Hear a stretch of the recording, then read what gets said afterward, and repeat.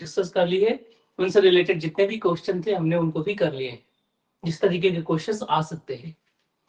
अब हम थोड़ी सी इसके आगे की बात करने वाले हैं, जिनमें से एक इफेक्ट होता है जिसका नाम होता है जी मैन इफेक्ट। क्या नाम होता है? जी मैन इफेक्ट। ये बहुत पूछा जाता है कि जी मैन इफेक्ट है क्या। इस इफेक्ट को बताने के लिए एक नया क्वांटम नंबर इंट्रोड्यूस किया गया था, इसका नाम है मैग्नेटिक क्वांटम नंबर। हम लोग इसी को पढ़ने वाले हैं। हेलो, चलिए, जीमैन ने ये देखा, इनको नोबेल प्राइज भी मिला है फिजिक्स का। उन्होंने देखा कि मान लीजिए कि आपके पास स्पेक्ट्रल लाइन है किसी भी एटम की, एक मान लीजिए एक लाइन ये है और दूसरी लाइन ये है। ये कौन सी लाइन है? स्पेक्ट्रल लाइन है, स्पेक्ट्रल लाइन है, चाहे वो इमिशन स्पेक्ट्रा का हो या एब्जॉर्प्शन स्पेक्ट्रा का हो। और जब इन लाइन को मैं पास करता हूँ किससे? किसी स्ट्रॉन्ग मैग्नेटिक फील्ड से। मान लीजिए नॉर्थ पोल है मैग्नेटिक फील्ड का और ये साउथ पोल है। तो जब ये निकलती है यहाँ से, कौन? स्पेक्ट्रल लाइन, तो यहाँ से निकलने के बाद ये फाइन लाइन में टूट जाती है। मान लीजिए जो एक लाइन है ना, यहाँ पे कई सारी लाइन्स आ जाती, इस तरीके की लाइन मिलने लग जाती। इसको कहा जाता है फाइन लाइन। क्या कहते हैं? फाइन लाइन या फाइन स्पेक्ट्रल लाइन। तो किसी भी स्पेक्ट्रल लाइन का फाइन लाइन में ब्रेक डाउन हो जाना, टूट जाना, क्या कहलाता है? जी मैन इफेक्ट कहलाता है। बाद में मैं इसका कॉन्सेप्ट भी आपको बताऊंगा कि ऐसा होता क्यों है। ऑर्बिटल और सबसेल में जो कॉन्सेप्ट आया है वो यहीं से आया है। तो आपको बस सिंपल एक लाइन याद रखनी है कि जो लाइन इस वक्त हम लोग पढ़ रहे हैं, इमिशन हुआ या एब्जॉर्प्शन हुआ, जिसको हम फिंगरप्रिंट ऑफ एलिमेंट कहा करते हैं, वो होता क्या था कि मान लीजिए के है और ये एल है, तो के से एल लेवल में जब कोई इलेक्ट्रॉन जाएगा तो इस ट्रांजिशन की वजह से एक लाइन आपको मिलती है। अब ये लाइन इसकी एनर्जी गैप पे डिपेंड करती थी कि एनर्जी गैप ज्यादा है या कम है, लो लाइन विजिबल में है या आईआर में है या यूवी में है, राइट? हेलो सर, एक मिनट दोबारा बताओगे? हाँ, मैं दोबारा बता रहा हूँ, सारी बातें दोबारा बता रहा हूँ आप लोगों को, ठीक है? चलिए, हम लोगों ने लास्ट क्लासेस में बात डिस्कस करी थी कि स्पेक्ट्रल लाइन क्या होती है, एमिशन स्पेक्ट्रा क्या होता है, एब्जॉर्प्शन स्पेक्ट्रा क्या होता है, उसको कैलकुलेट कैसे करते हैं, उनके लिए फार्मूला क्या होता है, मैक्सिमम ट्रांजिशन कब होता है, मिनिमम ट्रांजिशन कब होता है, ये सारी बातें हम लोगों ने कर ली है। ठीक है, किस तरीके के क्वेश्चंस आएंगे, एक्साइटेड स्टेट क्या होता है, टोटल नंबर ऑफ लाइन कैसे निकालते हैं, सब कुछ हम लोगों ने देख लिया था। क्लियर है? उसके पीछे की लॉजिक भी हम लोगों ने समझ ली थी। अब हमने एक नया कॉन्सेप्ट पढ़ना है जिसका नाम है जी मैन इफेक्ट। जी मैन एक फिजिक्स के विद्वान थे। उन्होंने देखा कि जो स्पेक्ट्रल लाइन मिल रही है वो मिल क्यों रही थी। हम लोगों ने एक्सप्लेन किया था कि मान लीजिए के लेवल है और ये एल लेवल है। आप जब अभी पढ़ेंगे बोहर मॉडल तो सारी चीजें बिल्कुल क्लियर होने लग जाएंगी आपकी। तो बोहर मॉडल जब हम पढ़ेंगे तो हम देखेंगे उसमें के लेवल होता है और एल लेवल होता है, ऐसे एम लेवल होते हैं, एन भी होते हैं, डिफरेंट तरीके के मेन एनर्जी लेवल होते हैं। और जब कभी इलेक्ट्रॉन्स मान लीजिए के से एल में चला गया है कुछ टाइम के लिए और जब ये वापस आता है इलेक्ट्रॉन तो इस गैप के बराबर एनर्जी एमिट करता है। अगर ये गैप लार्ज होगा तो लार्ज एनर्जेटिक बीम इमिट करेगा वो या फोटोन्स इमिट करेगा। अगर ये गैप लो होगा तो लो एनर्जी का फोटोन इमिट करेगा। और हमें पता है कि एनर्जी और फ्रीक्वेंसी में ये रिलेशन है एच न्यू, राइट? तो अगर एनर्जी ज्यादा होगा तो फ्रीक्वेंसी ज्यादा होगा। तो ये फ्रीक्वेंसी डिसाइड करेगा कि ये जो ट्रांजिशन यहां से होगा उससे निकलने वाली जो लाइन्स हो किस पर्टिकुलर रीजन में जाएगी, किस जोन में जाएगी। वो लाइमन बनेगी, बामर बनेगी, ब्रैकेट बनेगी, पी फंड बनेगी या हम्फ्री बनेगी। क्लियर बात है? अगर विजुअल रीजन में आती है तो बामर बन जाएगी आपकी। इसी को स्पेक्ट्रल लाइन कहा गया। लेकिन जीमैन ने हमें क्या समझाया कि जब स्पेक्ट्रल लाइन को मैं कभी मैग्नेटिक फील्ड के अंदर रख देता हूं या मैग्नेटिक फील्ड के बीच से गुजारता हूं, मैग्नेटिक फील्ड कैसे डेवलप होगा? आप कोई मैग्नेट ले लीजिए, उसका नॉर्थ और साउथ पोल आप रखेंगे तो उसके बीच क्या होगी? मैग्नेटिक फील्ड की लाइंस आ जाएंगी बहुत सारी। तो जब मैंने मैग्नेटिक फील्ड लाइन से स्पेक्ट्रल लाइन को गुजारा या पास किया तो ये एक लाइन जो दिख रही थी ये कई छोटी छोटी लाइनों में टूट गई।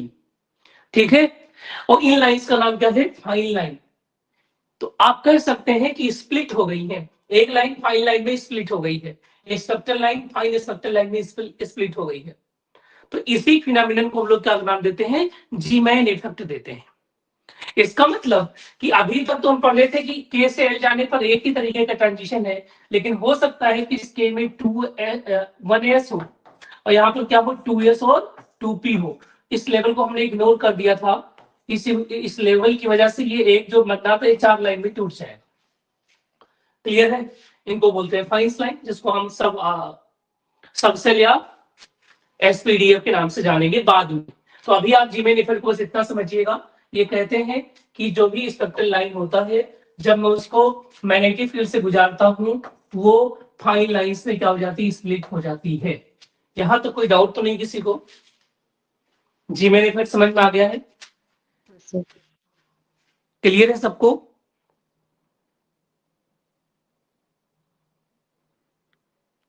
Yes sir. ठीक बात है। अब देखिए इसका बेनिफिट क्या है, इससे किस तरीके के क्वेश्चन एग्जाम में आते हैं।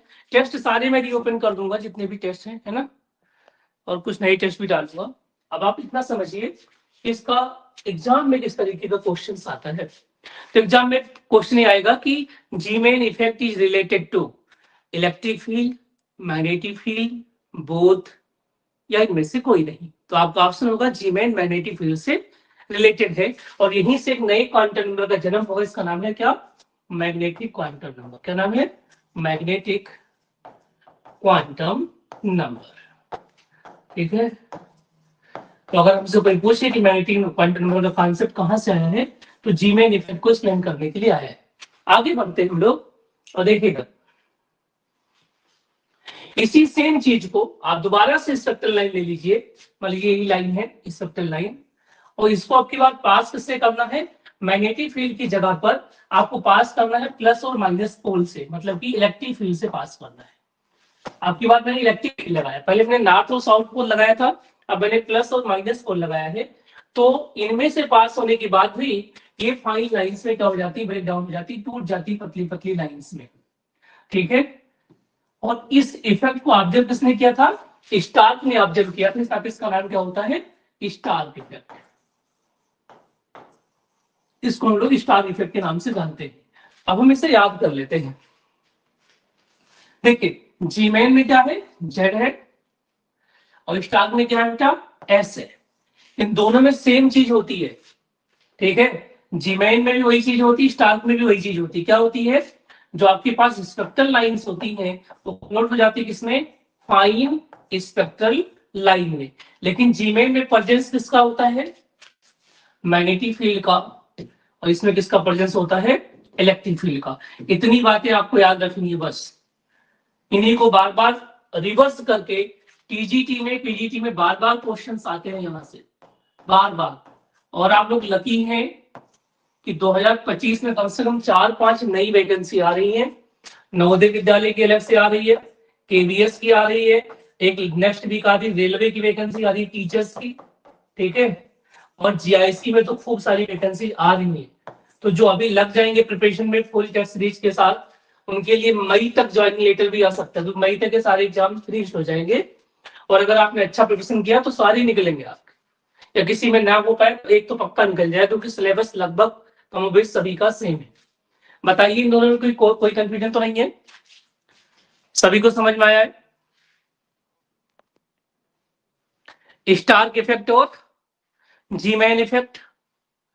स्टार इफेक्ट का मतलब क्या हुआ?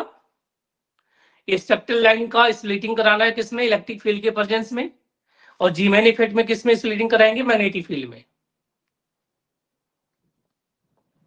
मानने तुम्हारा क्लियर है मामला? सब समझ में आ रहा है भाई? जी सर आ रहा है। ओके ओके ठीक है, चलिए आगे बढ़ते हैं हम लोग।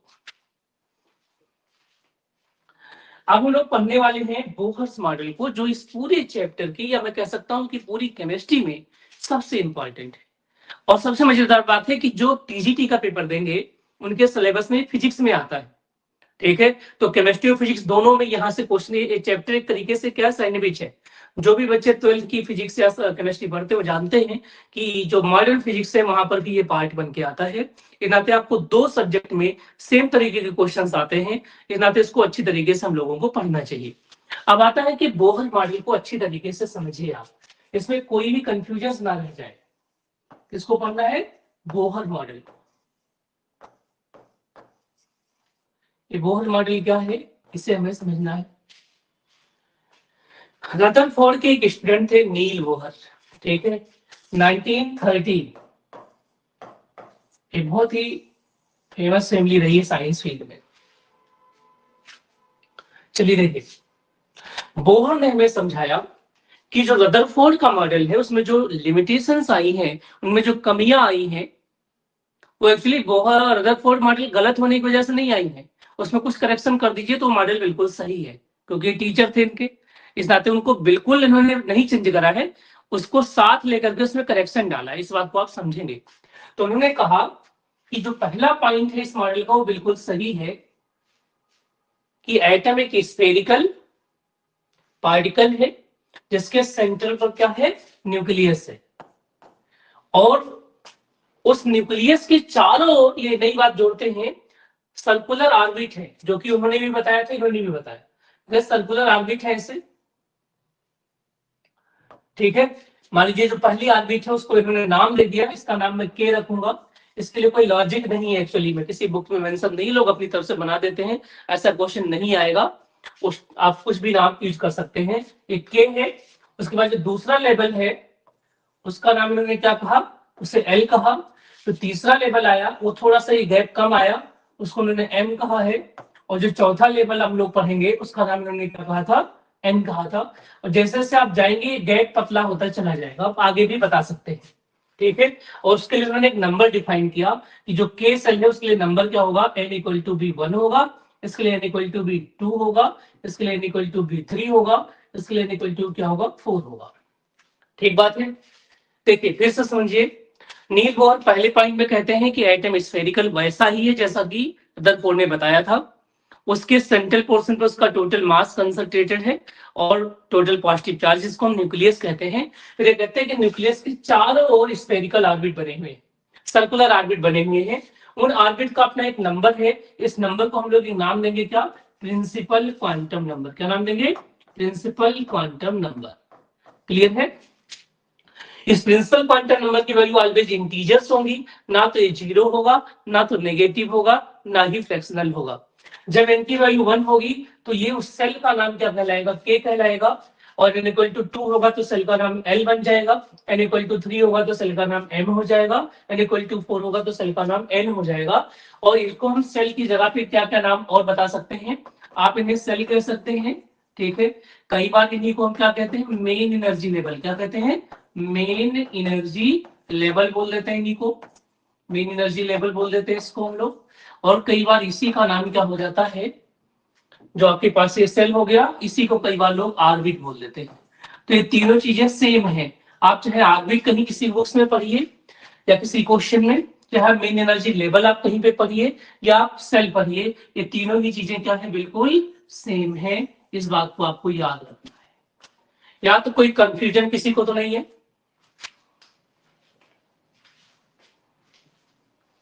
विजिबिलिटी में कोई दिक्कत तो नहीं भाई किसी को?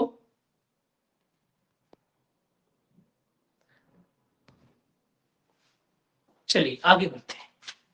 तो लोगों ने ये पूछा बोहर से कि रदरफोर्ड ने भी तो ये सब बातें बताई थी जो आप बता रहे हैं, वहां पर भी सर्कुलर ऑर्बिट था, इलेक्ट्रॉन इस पे घूम रहा था, इलेक्ट्रॉन पे घूमने से एक टाइम ऐसा आएगा कि कोलैप्स होकर के गिर जाएगा। तब इन्होंने एक बहुत इंपॉर्टेंट बात बताई। उन्होंने कहा नहीं, इलेक्ट्रॉन्स के पास घूमने के लिए तो बहुत सारे ऑर्बिट हैं। जैसे किसी स्कूल कॉलेज में अगर आप पढ़ रहे होते हैं तो आपके पढ़ने के लिए बहुत सारे रूम होते हैं, लेकिन आप सारे रूम में तो नहीं जाते, आपके उस रूम में जाते इसमें आपके सेक्शन का नाम लिखा होता है।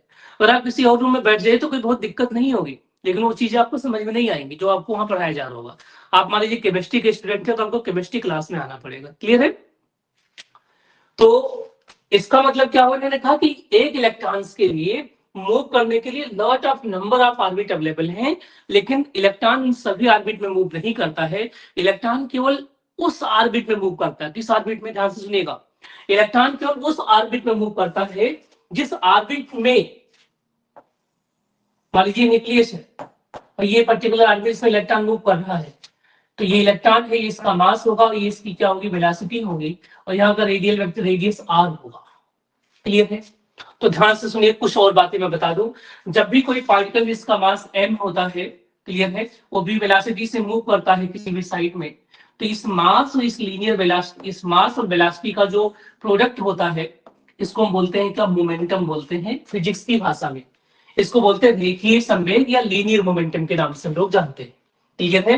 ये मोमेंटम बहुत काम की चीज है। ये जब मोमेंटम में कभी टाइम के साथ चेंज होता है dp बाई dt, तो इसी को लोग फोर्स कर देते हैं, ठीक है, और इसी को लोग बोलते हैं m इंटू ए, और यही क्या है, न्यूटन का सेकंड लॉ भी है। तो साथ ही साथ फिजिक्स से बहुत सारी चीजें मैं करा दूंगा आप लोगों के लिए। तो यही क्या होगा, लीनियर मोमेंटम, जो कि वेक्टर क्वांटिटी है।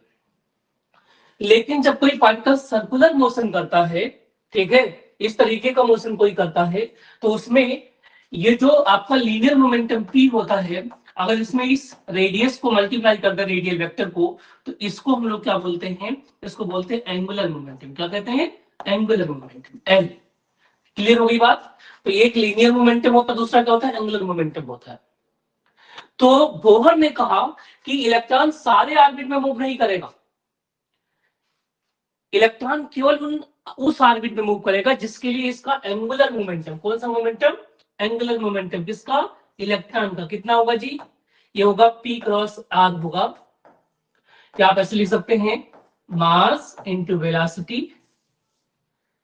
मास हो गया into velocity into radius, mvr।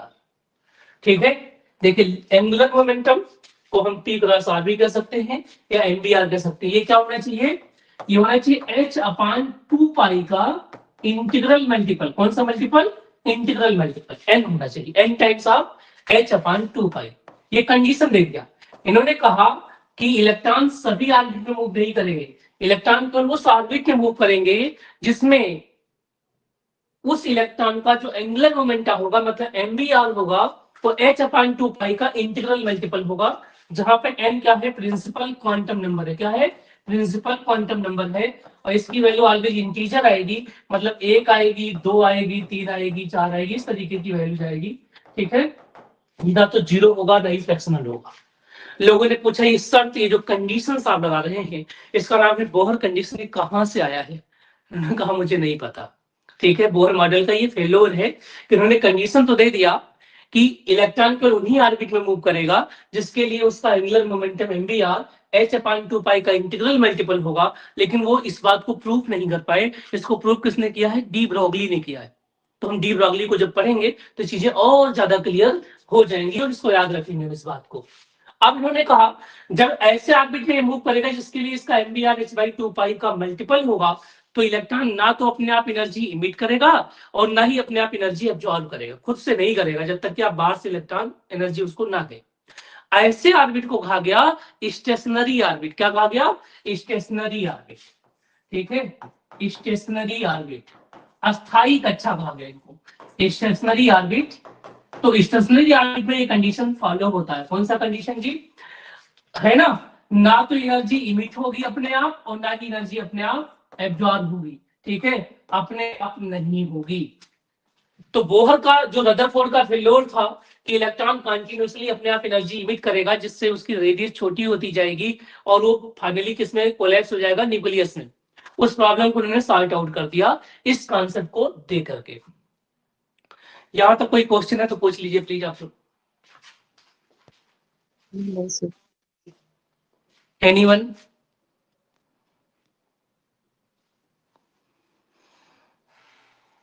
आगे बढ़ूं?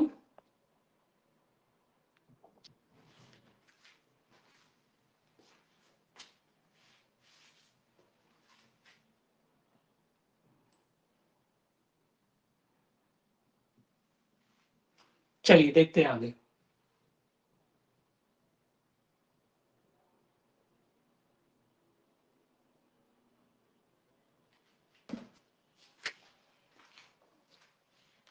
इन्होंने कहा कि इलेक्ट्रॉन अपने आप एनर्जी इमिट नहीं करेगा, ना ये अपने आप एनर्जी एब्जॉर्ब करेगा, लेकिन मान लीजिए कि ये इलेक्ट्रॉन है और ये के सेल में है या ग्राउंड स्टेट में है ये इलेक्ट्रॉन्स, ठीक है, जिसकी एनर्जी कितनी है E1 है, और इसके ऊपर कोई स्टेट है जिसको हम बोलते हैं क्या, एक्साइटेड स्टेट बोलते हैं, क्या बोलते हैं, एक्साइटेड स्टेट बोलते हैं, ठीक है, और इसकी एनर्जी कितनी है जी, E2, कितनी है, E2 है।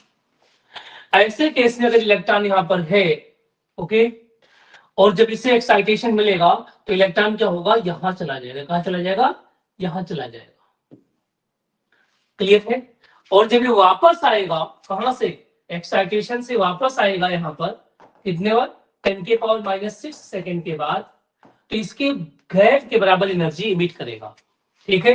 वो गैप कितना होगा जी, E2 - E1 होगा, इसको हम डेल्टा E कहते हैं, इसको बोलते हैं E2 - E1, भाई क्या होगा, hc/λ होगा। ये जो गैप आप देख रहे हैं, इस गैप में, ये गैप का डिफरेंस अगर ज्यादा होगा तो इसका वेवलेंथ कम होगा, मतलब रेड शिफ्ट की ओर जाएगा, ऐसा कर सकते हैं अगर विजुअल रीजन में आया तो। अगर ये गैप आपका बहुत ज्यादा हुआ तो इसका लेंडा क्या हो जाएगा, कम हो जाएगा, एनर्जेटिक बीम्स होगी, और इसी को हम लोग क्या बोलते हैं, लाइन स्पेक्ट्रा बोलते हैं। यहां से एक बात प्रूफ हो गई कि लाइन स्पेक्ट्रा डिसकंटिन्यूअस क्यों होता है, क्योंकि इलेक्ट्रॉन्स यहां से यहीं जाएगा, बीच में नहीं रहेगा, ठीक है। ऐसे जितने भी लेवल होगा, मान लीजिए ऐसे बहुत सारे लेवल है, के है, एल एम एन, ऐसे हमने बना दिया, मान लीजिए के है, एल है, एम है, एन है, इलेक्ट्रॉन यहाँ से यहाँ जा सकता है, यहाँ से यहाँ जा सकता है, यहाँ से यहाँ जा सकता है, यहाँ से यहाँ जा सकता है, या यहाँ से यहाँ जा सकता है, ऐसे जा सकता है। तो जहां से गया है वापस भी वहीं आना है उसको, ठीक है। इस नाते डिसकंटिन्यूअस नेचर हो जाएगा, कंटिन्यूअस नहीं होगा, या तो यहाँ वाला गैप देगा, या तो ये गैप देगा, या तो ये गैप देगा, इस तरीके का ट्रांजिशन होगा। तो जो एटॉमिक स्पेक्ट्रा हम लोग पढ़ रहे थे, जिसको एक्सप्लेन नहीं कर पाए थे कौन, बोहर, उस बात को बहुत अच्छी तरीके से एक्सप्लेन किसने कर दिया, सॉरी, जिसको रदरफोर्ड एक्सप्लेन नहीं कर पाए थे उसको नील बोहर ने बहुत अच्छी तरीके से एक्सप्लेन कर दिया। तो दोनों चीजें एक्सप्लेन हो गई कि एटम स्टेबल क्यों है, मतलब स्टेबिलिटी ऑफ एटॉमिक न्यूक्लियस या स्टेबिलिटी ऑफ एटम्स, ये तो एक्सप्लेन हो गया, पहले लिमिटेशन दूर हो गया। दूसरा कि जो discontinuous nature of atomic structure था वो भी एक्सप्लेन कर दिया किसने, नील बोहर ने, ठीक है। इस नाते बहुत सुपीरियर माने गए किससे, रदरफोर्ड के मॉडल के कॉन्सेप्ट के हिसाब से। तब देखिए इसमें इनके भी अपने कुछ लिमिटेशंस हैं, और फिर बाद में हम उसकी थियरीज पढ़ेंगे सारी चीजें, इसका न्यूमेरिकल पार्ट भी हम लोग पढ़ेंगे। इसका लिमिटेशन क्या है बोहर मॉडल का, पहला जो सबसे इंपॉर्टेंट बात है, पहला लिमिटेशन है valid only for mono electronic systems. Mono electronic system, mono मतलब single electronic system, mono electronic system, ठीक है, जिसमें हाइड्रोजन के बराबर इलेक्ट्रॉन, हाइड्रोजन लाइन, जैसे हाइड्रोजन में एक इलेक्ट्रॉन होता है, तो जिसमें भी हाइड्रोजन के जैसा एक ही इलेक्ट्रॉन होगा उन सबके लिए ये मॉडल वैलिड होगा। जैसे कि हाइड्रोजन के लिए तो वैलिड ही होगा, लेकिन हीलियम के लिए वैलिड नहीं होगा, हीलियम प्लस के लिए वैलिड होगा, क्योंकि हीलियम प्लस में एक इलेक्ट्रॉन है। ऐसे लिथियम के लिए वैलिड नहीं होगा, लिथियम 2 प्लस के लिए वैलिड होगा, बेरिलियम 3 प्लस के लिए वैलिड होगा, बोरोन 4 प्लस के लिए वैलिड होगा, कार्बन 5 प्लस के लिए वैलिड होगा, नाइट्रोजन 6 प्लस के लिए वैलिड होगा। इस तरीके का कोई भी स्पीशीज मिल जाए जिसके पास क्या हो, सिंगल इलेक्ट्रॉनिक सिस्टम, उनको हम बोलते हैं, हम लोग क्या बोलेंगे, सिंगल इलेक्ट्रॉनिक सिस्टम्स, है ना, single electronic system, single electronic system.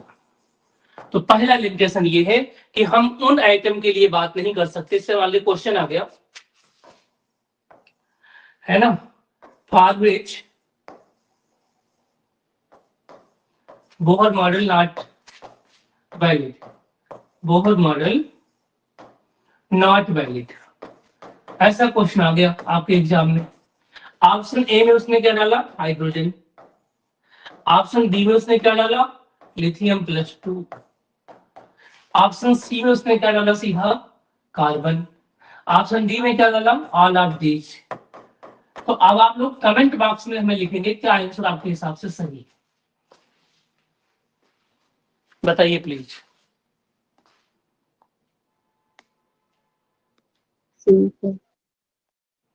Comment कर दीजिए बिल्कुल।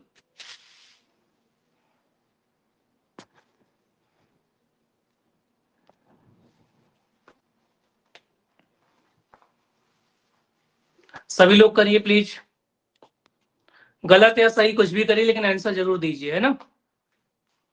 मेन चीज है कि आपका आंसर आना चाहिए।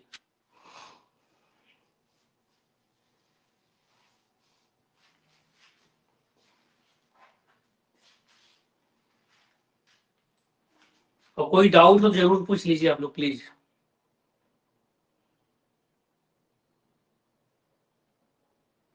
किसी का कोई क्वेश्चन तो नहीं है?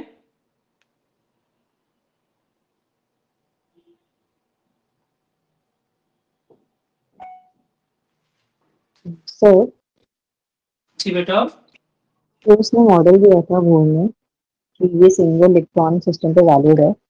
अगर ऐसा सपोज 2 इलेक्ट्रॉन है 3 इलेक्ट्रॉन है तो मतलब क्या इफेक्ट होगा कि ये वैलिड नहीं रहेगा? उसके लिए हम दूसरा मॉडल पढ़ेंगे फिर, है ना। जी बेटा।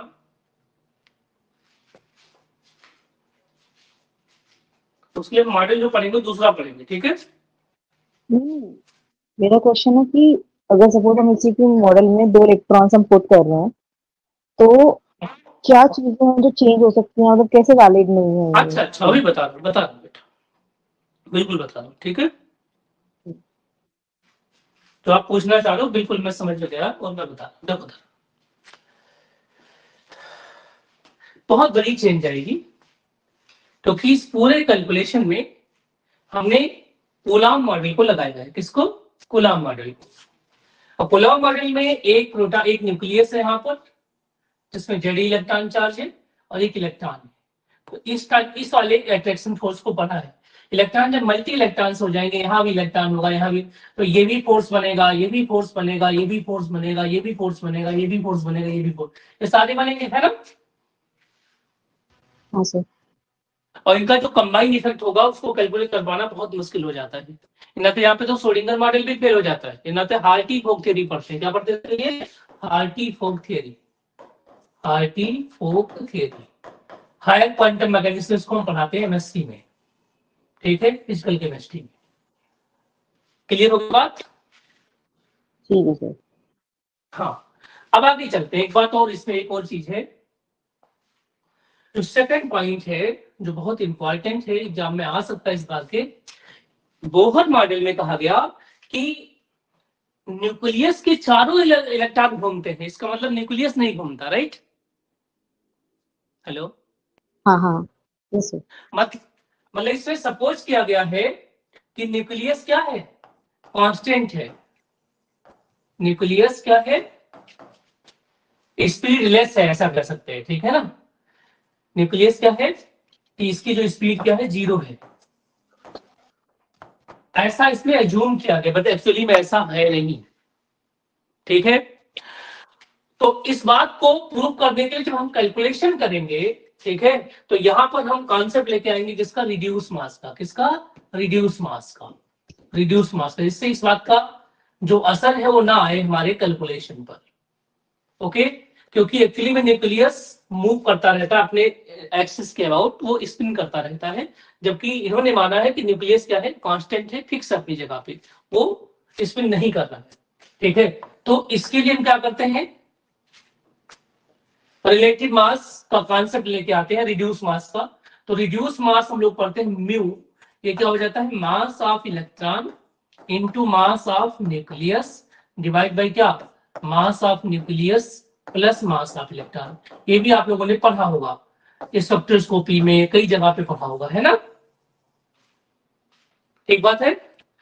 yes, तो जब उसे टिपिकल क्वेश्चन बनाना होगा तो ये बात पूछ सकता है आप लोगों से कि रदरफोर्ड मॉडल में जब ये माना गया है कि न्यूक्लियस क्या है, एक पर्टिकुलर जगह पे फिक्स है, वो मूवमेंट नहीं, उसमें जरा सा भी इलेक्ट्रॉन ही मूव कर रहा है, तो मास किसका ले रहेगा, है ना।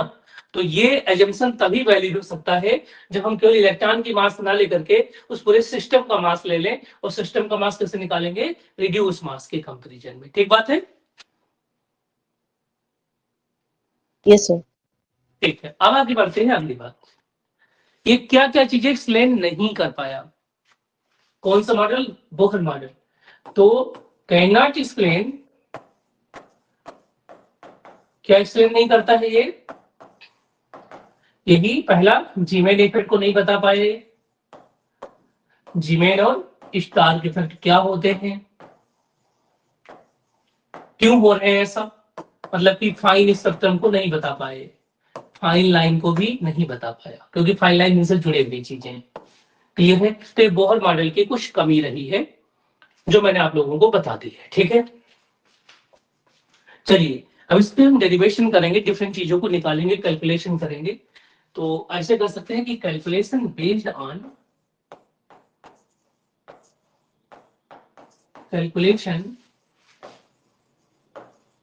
On Bohr models. Bohr models बहुत इंपॉर्टेंट है। आप इसका डेरिवेशन अगर आपको समझने में दिक्कत हो रही है, आप बायो बैकग्राउंड के हैं, तो आपको इसके फार्मूले को याद कर लीजिएगा बस। उस फार्मूले को कैसे अप्लाई करना है, कम से कम 4 क्वेश्चन तो देता ही देता है ना, टीजीटी पीजीटी के पेपर्स में।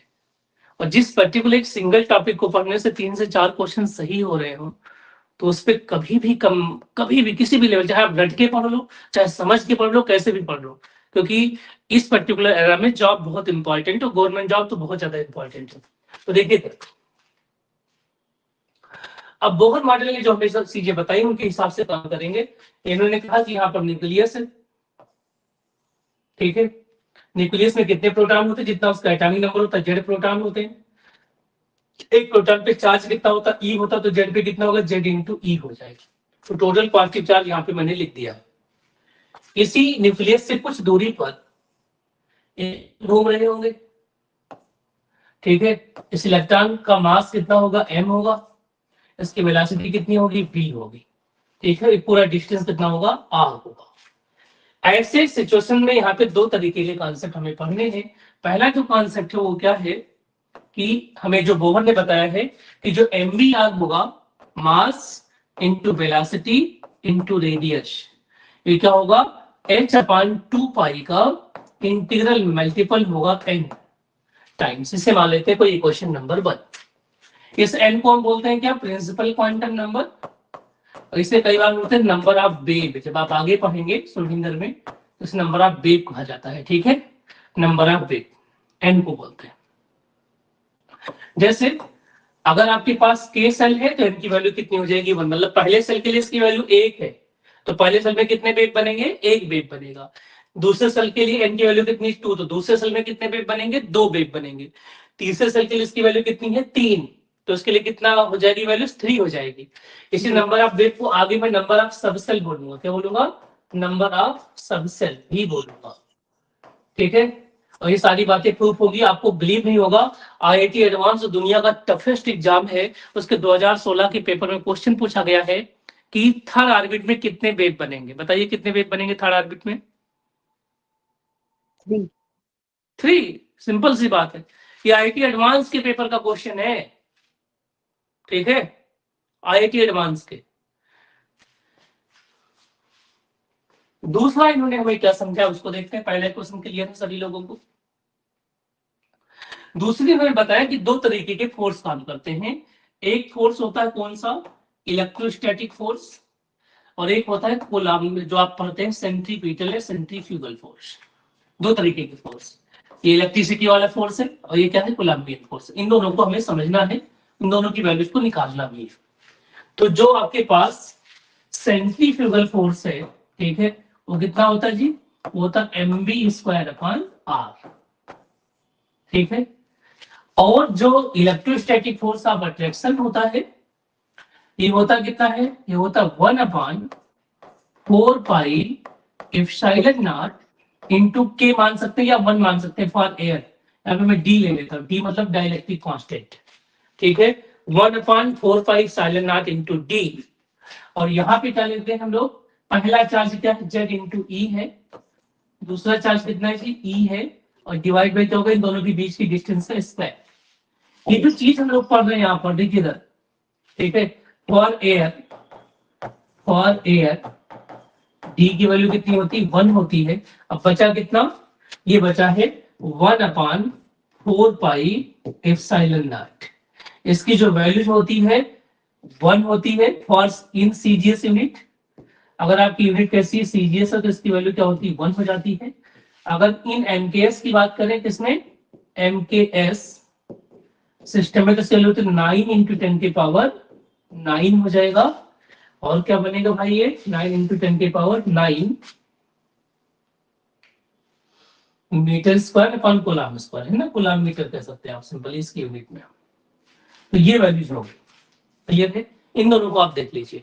मैं इसको सिंपलीफाई करने के पूरी की यहाँ पे के लिखूंगा, क्या लिखूंगा के, इस पूरी का कैपिटल के लिखूंगा जिससे आसान लगे। तो कैपिटल के बनाऊंगा इंटू जेड ई स्क्वायर बनाऊंगा अपॉन आर स्क्वायर। ठीक है, यहाँ देख लीजिए आप लोग।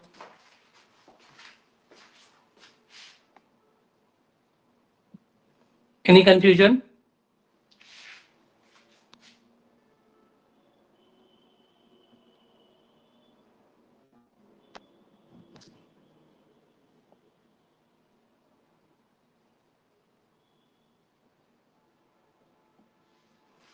बिल्कुल क्लियर है ना?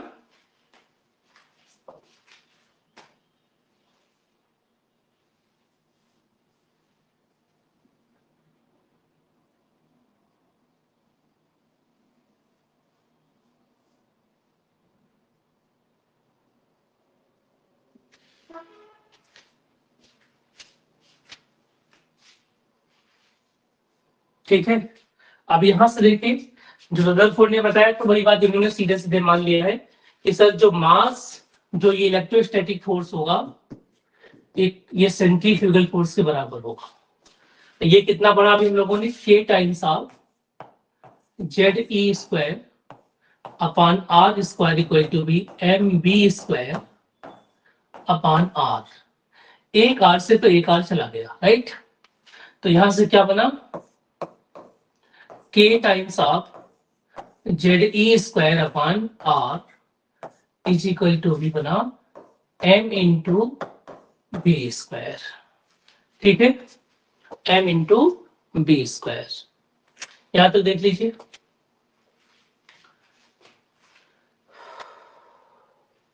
साथ ही साथ हम लोग एक बात और जानते हैं, क्या जानते हैं कि m into V into R equal to क्या है n times of h upon 2 pi है।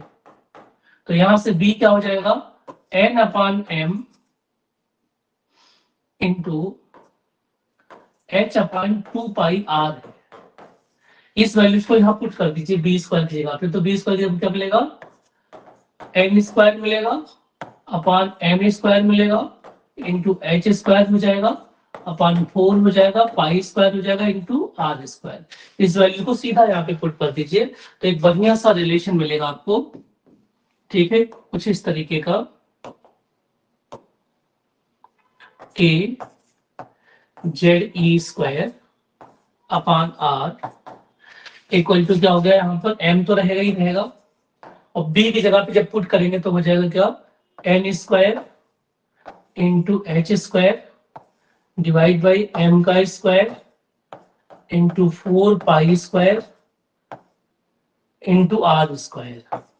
इस आर स्क्वायर से एक आर कैंसिल हो जाएगा, इस m से एक m कैंसिल हो जाएगा, तो कहानी आगे बढ़ जाएगी। क्या बनेगी यहां से देखिए, एक आर एक साइड, इस आर को आप इधर ले आइए, बस इस वाले आर को उठा के यहां ले आइए तो क्या हो जाएगा आर इज इक्वल टू, ठीक है, इधर क्या क्या आएगा ऊपर की ओर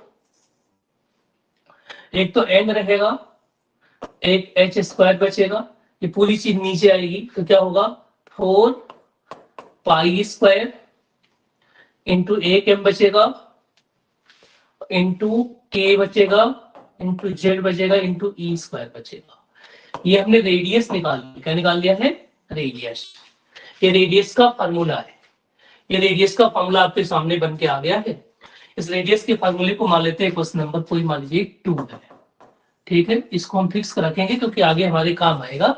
यहां से जो दो चीजें जो वैल्यू मतलब चेंज नहीं होंगी, बाकी चीजें चेंज हो जाएंगी, या दो चीजें ऐसी होंगी जो चेंज होंगी, एक तो n चेंज होगा और एक z चेंज होगा। अगर आपने न्यूक्लियस या आइटम चेंज कर दिया, एलिमेंट चेंज कर दीजिए तो n की वैल्यू चेंज हो सकती है और z की वैल्यू चेंज हो सकती है। तो r क्या होगा एक्चुअली में जो चेंज हो रहे हैं उनको हम पीछे रख देते हैं, यहाँ से n स्क्वायर चेंज हो सकता है और यहाँ से z चेंज हो सकता है, बाकी चीजों को आगे कर दीजिए आप। तो क्या क्या बचा यहाँ से तो बचा एच स्क्वायर कॉन्स्टेंट में, यहाँ से क्या बचा 4 पाई स्क्वायर एम हो गया इंटू के हो गया इंटू ई स्क्वायर। इन सब की वैल्यूज आपको पता है इलेक्ट्रॉन्स के लिए या किसी के लिए। एच की वैल्यू कितनी होती है 6.6 इंटू 10⁻34 जूल सेकेंड। पाई की वैल्यू कितनी होती है 3.14। मास ऑफ इलेक्ट्रॉन रिड्यूस मास रख सकते हैं आप। के क्या है, के की वैल्यू आप वही जानते हो, अगर आपके पास एमकेएस सिस्टम है तो इसकी वैल्यू 9 इंटू 10⁻9 हो जाएगी न्यूटन कूलम मीटर स्क्वायर। और अगर ये सीजीएस में लिया गया तो के की वैल्यू 1 हो जाएगी। हम इसी वैल्यूज को सॉल्व करके इस पूरी वैल्यूज को हम बोलते हैं ए नॉट। क्या बोलते हैं ए नॉट, ठीक है, into N square upon Z. इसे कहते हैं बोहर का first radius A not.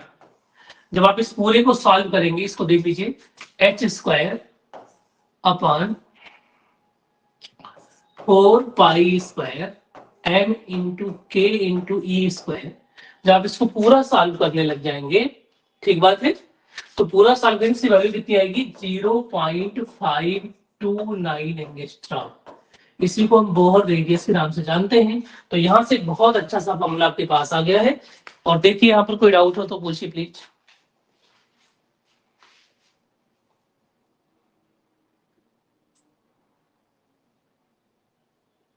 Anyone?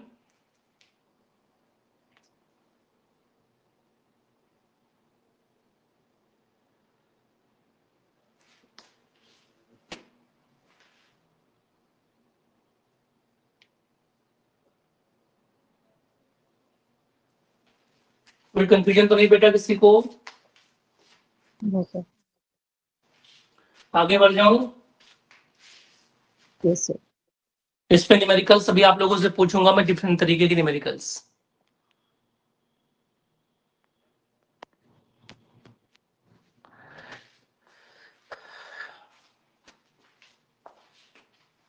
देखिए अब रेडियस पे फोकस हम प्रॉब्लम कर लेते हैं। जो रेडियस पे फोकस है बोहर के रेडियस पे, ये है क्या आर एन, या आर कोई किसी भी का आप निकाल सकते हैं। आर ये कितना आया है अभी, यही आया है 0.529, कई बार 3 बोल देते हैं इसको, ठीक है, into N square upon Z angstrom. ये इसी को हम बोल देते हैं क्या A nought times of N square upon Z. ये आर की वैल्यू हो गई है। अब मैं डिफरेंट कंडीशंस में आर की वैल्यू निकालता हूं, ठीक है। For hydrogen atoms, for hydrogen atom Z की वैल्यू कितनी हो जाएगी जी 1 हो जाएगी। जब जेड की वैल्यू 1 हो जाएगी तो ये फॉर्मूला किसमें चेंज हो जाएगा, R is equal to be A naught into N square हो जाएगा। इससे पता लग गया कि जैसे जैसे एन बढ़ेगा आर बढ़ेगा, तो इसका मतलब आर इंक्रीज करेगा अगर एन क्या हो इंक्रीज हो जाए। देख लीजिए एग्जांपल्स, ये न्यूक्लियस था, इस न्यूक्लियस के चारों ओर एक पहला सेल था, एक दूसरा सेल था, एक तीसरा सेल था, एक चौथा सेल, ऐसे बहुत सारे हजारों लाखों सेल होंगे। इनके लिए एन की वैल्यू कितनी थी 1 थी, इसलिए एन की वैल्यू कितनी थी 2 थी, एन इक्वल टू 3 था, एन इक्वल टू कितना था 4 था, ठीक है। तो यहां से पता लग गया सबसे ज्यादा रेडियस किसका होगा, फोर्थ का होगा। अगर मुझसे कोई पूछता है कि पहले वाले का रेडियस बताइए R1 बताइए कितना होगा, तो मैं बता दूंगा R1 कितना होगा जी ए नॉट हो जाएगा, क्योंकि ए नॉट टाइम्स ऑफ 1 का स्क्वायर हो जाएगा। सही बात है ना। और मुझसे कोई पूछता R2 बता दीजिए R2 कितना होगा, तो बोलूंगा 4 टाइम्स ऑफ ए नॉट, मतलब जितनी पहले सेल की दूरी उससे 4 गुना। ये तीसरा बताइए कितना हो जाएगा जी 9 टाइम्स ऑफ ए नॉट हो जाएगा। ये कितना हो जाएगा 16 टाइम्स ऑफ ए नॉट हो जाएगा। इस तरीके से जैसे जैसे इलेक्ट्रॉन दूर जाएगा उसका रेडियस या रेडियस भी बढ़ता हुआ चला जाएगा। इसी नाते तो कहा गया था कि जब वो पास आएगा मतलब उसका रेडियस छोटा होता जाएगा, उसको एनर्जी से भी हम कोरिलेट करने वाले हैं। देखिए यहां तक कोई डाउट हो किसी को?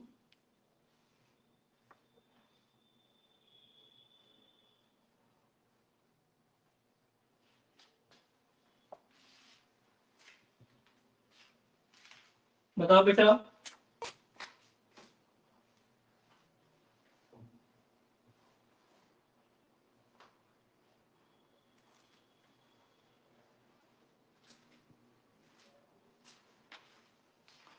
आगे बढ़ूं? Yes sir. जरा सा भी किसी भी लेवल के एग्जाम में क्वेश्चन हो, चाहे वो आपका टीजीटी हो, पीजीटी हो, जेई हो, नीट हो, कोई भी हो, नेट या कोई भी लेवल का हो, आप क्वेश्चन जरूर पूछिए। जितना ज्यादा क्वेश्चन को सॉल्व करके जाएंगे उतना ही आपके लिए क्या होगा, आसानी होगी। ठीक है, चलिए आगे बढ़ते हैं हम लोग।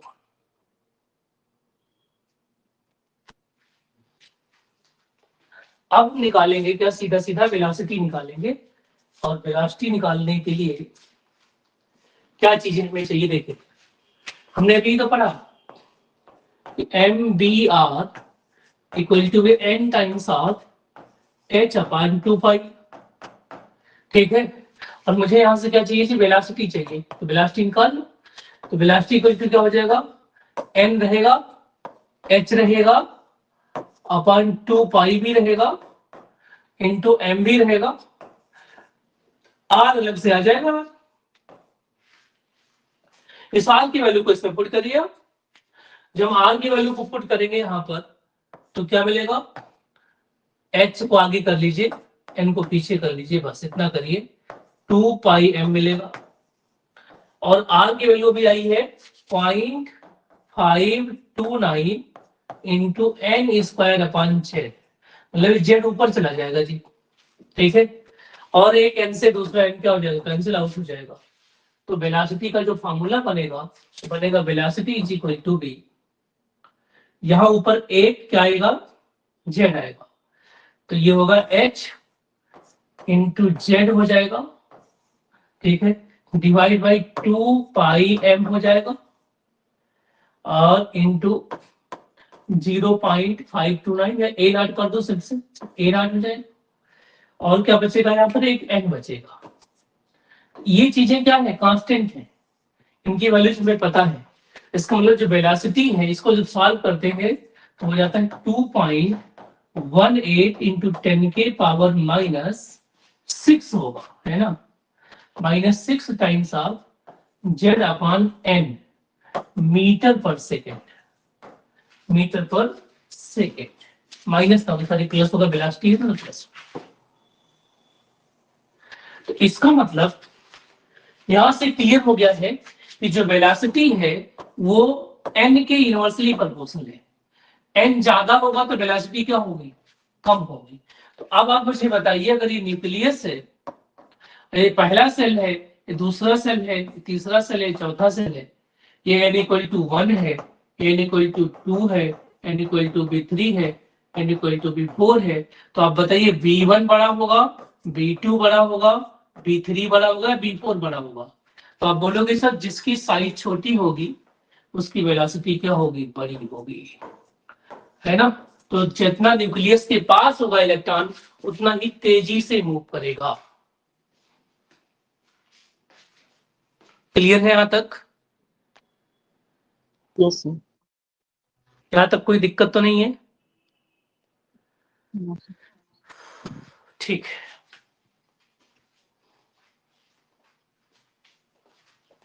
अब जो सबसे इंपॉर्टेंट पोर्शन उसका है उस पर हम लोग आते हैं, जिसको हम बोलते हैं एनर्जी। हमने वेलोसिटी निकाल ली है और रेडियस निकाल लिया है, अब हम बात करेंगे किसकी, एनर्जी की बात करेंगे। एनर्जी में एक टर्म आता है टोटल एनर्जी, और टोटल एनर्जी दो टर्म से जुड़ी होती है, एक का नाम होता है पोटेंशियल एनर्जी और दूसरे का नाम क्या होता है, काइनेटिक एनर्जी। ठीक बात है, इन दोनों को हम लोगों को अभी समझना है। ठीक है, तो ध्यान से सुनिए, एक बहुत ही प्यारा कॉन्सेप्ट है, वो फिलॉसफी का कॉन्सेप्ट है, उसे हम साइंस में भी लगा देते हैं। मान लीजिए कहीं प्लस है, ठीक है, और माइनस है, तो यहाँ पर क्या होगा, अट्रैक्शन होगा। क्या होगा, अट्रैक्शन होगा। और अट्रैक्शन में एनर्जी क्या होती है, घटती या बढ़ती है। जब कहीं भी अट्रैक्शन होगा तो एनर्जी क्या होगी, कम होगी। पोटेंशियल एनर्जी डाउन हो जाएगी, राइट।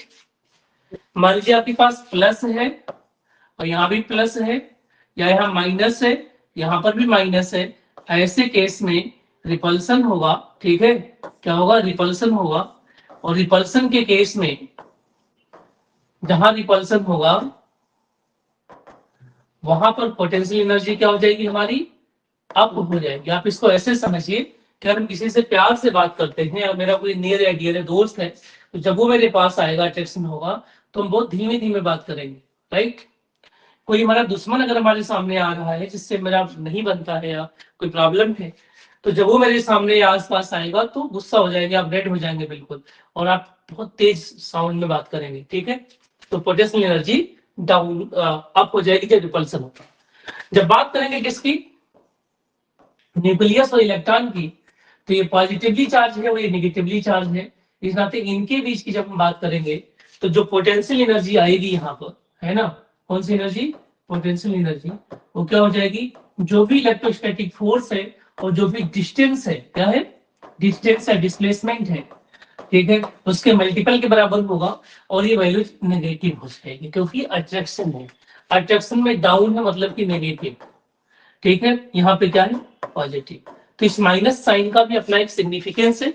और ये कितना आया था अभी, ये आया था 1/4πε0 इंटू डी आया था, माइनस आ गया था, इंटू क्या था जी, जेड ई था, इंटू ई था अपान आर का स्क्वायर था, और डिस्टेंस कितना है, आर है। इस आर से आर कैंसिल हो जाएगा, इस पूरी चीज को हमने क्या माना हुआ है, के माना है। तो पोटेंशियल एनर्जी का फॉर्मूला कितना बना, के टाइम्स ऑफ माइनस का K times of Z E square upon R. तो पोटेंशियल एनर्जी आपने बहुत आसानी से निकाल दी है। देखिए कोई कंफ्यूजन हो तो पूछिए, एनी कंफ्यूजन, नोट करिए। मैं थोड़ा सा पानी पी के आ रहा हूँ भाई, ग्लास होगा।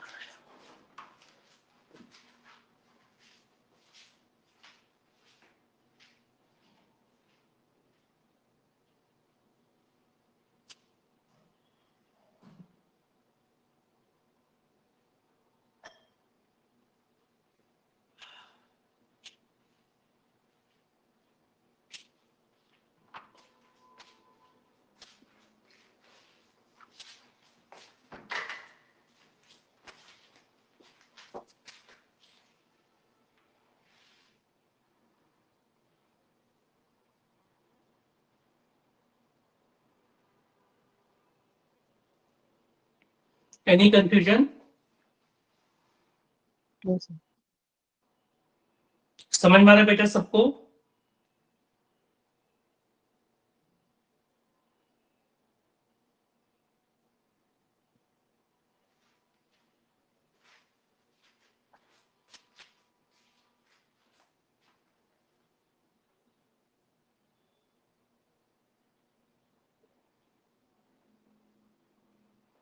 जरा सा भी डाउट फील होगा तो जरूर पूछ लीजिएगा आप लोग, है ना।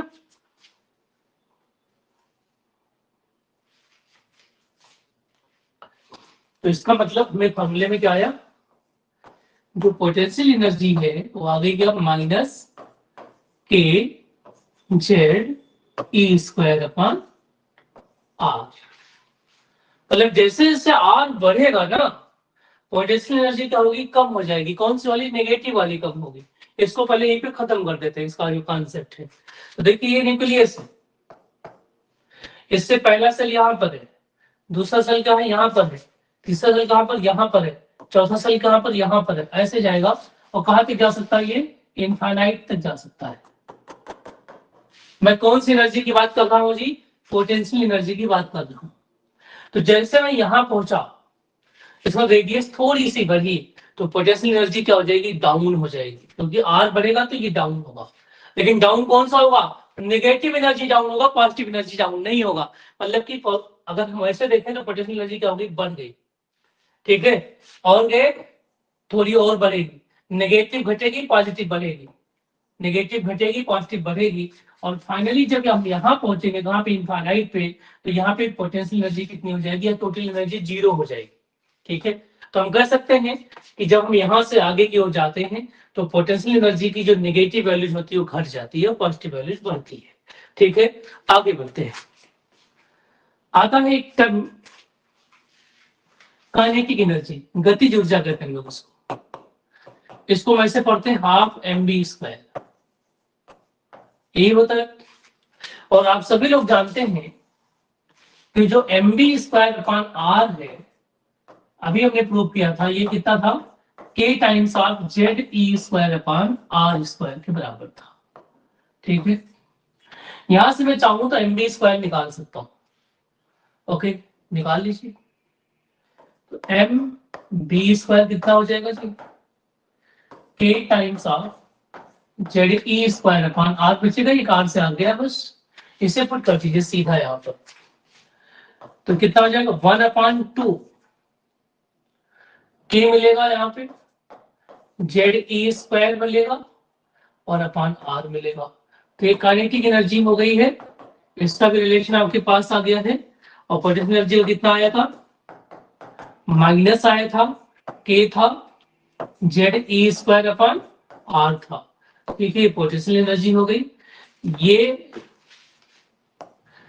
नेगेटिव भी होगी, जीरो भी होगी और पॉजिटिव भी हो सकती है। ऑलवेज पॉजिटिव होती है, क्या होती है, ऑलवेज पॉजिटिव होती है। जीरो होगी तो फिर वो काइनेटिक एनर्जी रही नहीं, ये कह सकते हैं आप। ठीक है, तो आप इसे ऑलवेज पॉजिटिव ही लिखेंगे। ये हो गया काइनेटिक एनर्जी, क्या हो गया पोटेंशियल एनर्जी। अब आप लोग एक बात बताइए कि मैं आपसे क्वेश्चन पूछूं कि काइनेटिक एनर्जी और पोटेंशियल एनर्जी का रेशियो क्या है। क्वांटम मैकेनिक्स का क्वेश्चन 4 नंबर में आया तो 2014 के दिसंबर के पेपर में, रेशियो कितना है, तो क्या जवाब देंगे आप लोग, कितना है जी? 2 kinetic energy। बता सकते हैं, यहां से देख लीजिए आप। तो आप कह दोगे सर, अगर मुझे इसको बताना हो तो मैं बता सकता हूं सर कि अगर इसमें नेगेटिव लगा दिया जाए, ठीक है, किसमें, इस पूरी वैल्यू में माइनस से मल्टीप्लाई कर दिया जाए, है ना, आगे और पीछे, यहाँ माइनस से मल्टीप्लाई कर दीजिए, यहाँ भी माइनस से मल्टीप्लाई कर दीजिए, तो ये जो बनेगा बन जाएगा potential energy by Q। Simple सी बात है। और मैंने करा क्या है, काइनेटिक एनर्जी को पोटेंशियल एनर्जी से डिवाइड कर दिया है, मतलब इतना बाई इतना, तो क्या बच जाएगा, पूरा का पूरा तो घटेगा ना, तो कितना बचेगा -1/2। जब आप वीडियल थ्योरम पढ़ेंगे, ठीक है, तो वहां पर भी इस बात को पढ़ेंगे, एसएचओ के लिए और हाइड्रोजन के लिए। एक तो बात यहां से क्लियर हो गई। अब आता है कि टोटल एनर्जी कितनी होगी। तो जो टोटल एनर्जी आएगी हो जाएगी क्या, पोटेंशियल एनर्जी प्लस में क्या लेंगे, काइनेटिक एनर्जी लेंगे। पोटेंशियल एनर्जी कितनी आई आपकी, अभी आई, माइनस का k Z E square upon R हो गया, प्लस काइनेटिक एनर्जी कितनी आई, यही प्लस का k Z E square upon 2 times of R, ऐसे कर सकते हैं। तो ये जो चीज है ये आपका, और ये लगभग से बस यहाँ पे 1/2 है। तो अगर हम इसको सॉल्व करें तो ये -1 और +1, ये -1 और +1 को अगर सॉल्व करेंगे तो कितना हो जाएगा, ये -1/2 ही तो आएगा। तो सिंपली हो जाएगा -of k Z E square upon 2r। तो इसका मतलब ये क्या हो गया, -ऑफ काइनेटिक एनर्जी हो गया। तो अगर काइनेटिक एनर्जी को माइनस कर दे तो टोटल एनर्जी मिल जाएगा यहाँ से। ठीक बात है। तो यहां से देखिए सारी वैल्यूज को पुट करके और हम निकालने की कोशिश करेंगे किसकी, टोटल एनर्जी की जो वैल्यू जाती है। देख लीजिए कोई डाउट हो किसी भी तरीके का। Hello, anyone?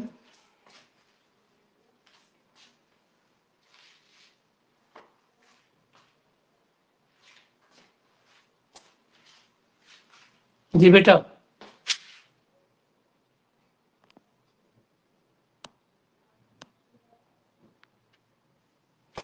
क्लियर है ना कॉन्सेप्ट सभी लोगों का?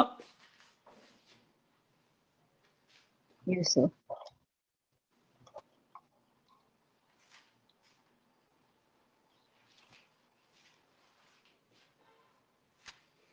अब मैं यहाँ पे अगर आर की वैल्यू पुट कर दो तो कहानी बिल्कुल क्लियर होने लग जाएगी हमारी टोटल एनर्जी में। तो देख लीजिए टोटल एनर्जी हो गया और के रहेगा ही रहेगा और ई स्क्वायर भी रहेगा, जेड यहाँ पर कांस्टेंट कैसे बाहर करिए, मतलब वेरिएबल डिवाइड बाई क्या होगा, यहाँ पे 2 रहेगा और आर की जगह पे क्या लिखेंगे 0.529 into N square upon Z, ये जेड ऊपर चला जाएगा। ठीक है, तो बनेगा क्या टोटल एनर्जी का फार्मूला, माइनस भी रहेगा तो माइनस रहेगा इंटू क्या क्या के रहेगा ई स्क्वायर रहेगा अपॉन 2 रहेगा 0.529 को मैंने ऐसे रख दिया। ठीक है, मीटर में करना चाह रहे हैं आप तो मीटर में कर लीजिए, चेंज कर लीजिएगा। इंटू मेन चीज क्या है, यहां से बचेगा कि Z square upon N square, N square. ठीक है, इसी को सॉल्व करके आता क्या है, टोटल एनर्जी का formula -13.6 into Z square upon N square electron volt, total energy निकल आएगा। और ये बताता है कि जैसे जैसे एन की वैल्यू बढ़ेगी नेगेटिव एनर्जी घट जाएगी। देख लीजिए आप लोग यहां तक।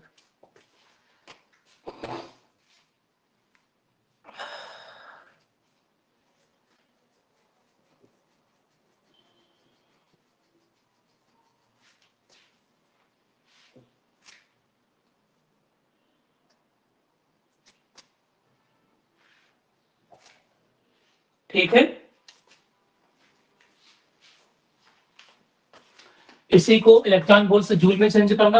1 इलेक्ट्रॉन वोल्ट में कितना जूल होता है पता आप लोगों को, है ना, 1.6 × 10⁻⁹।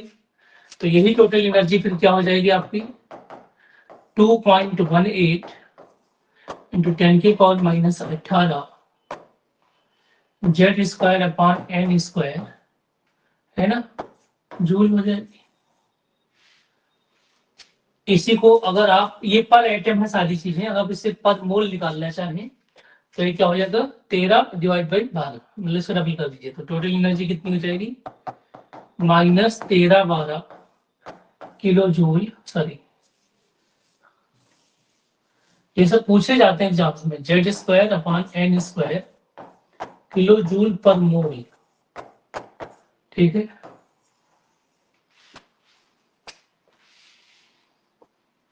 तो ये एनर्जी के कुछ फार्मूले रहे। तो एनर्जी को फिर से मैं आपको रिकॉल कराता हूं।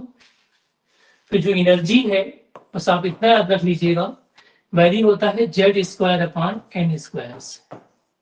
ठीक है, जैसे जैसे मैं न्यूक्लियस से दूर जाता हूं, के सेल में गया, फिर एल सेल में गया, फिर एम सेल में गया, ये माइनस होता है सॉरी, एन सेल में गया और फिर मैं इंफिनिटी पे जाऊंगा। कहां पर जाऊंगा, इंफिनिटी पे। जैसे दूर जाऊंगा नेगेटिव एनर्जी घटेगी और पॉजिटिव एनर्जी बढ़ेगी, और बढ़ करके कितनी हो जाएगी इनफाइनाइट पर 0। तो मैक्सिमम एनर्जी कितनी होगी, मैक्सिमम एनर्जी एट इनफाइनाइट होगी, किस पर होगी, एट इनफाइनाइट, कितनी होगी 0 होगी, 0 होगी, 0 होगी। ये बात को याद रख लीजिए आप लोग, क्योंकि एग्जाम में यही कंफ्यूजन होगा कि जब बात मैक्सिमम की आ रही तो 0 को तो कोई मैक्सिमम नहीं मानता। तो हाईएस्ट एनर्जी कितनी है 0 है, बाकी एनर्जी सब अट्रैक्शन की वजह से नेगेटिव है, और नेगेटिव हमेशा 0 से क्या होता है छोटा होता है। ठीक है, और इसी वजह से एग्जामिनर का फेवरेट है, बार बार एग्जामिनर हर एक एग्जाम में यहाँ से क्वेश्चन बनाता ही बनाता है। ठीक है जी, तो अब एनर्जी के बाद क्या बचा हमारा, फ्रीक्वेंसी बचा और टाइम पीरियड। तो एक ऑर्बिट में जो आपके पास न्यूक्लियस है, इस ऑर्बिट में ऐसे इलेक्ट्रॉन घूम रहा है।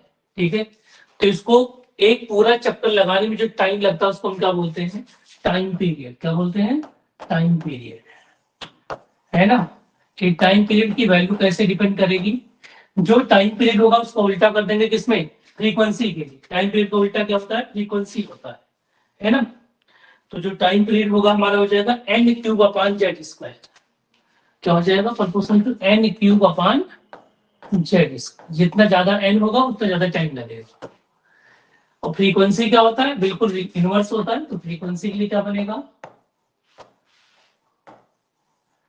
ये हो जाएगा जेड स्क्वायर अपॉन n³।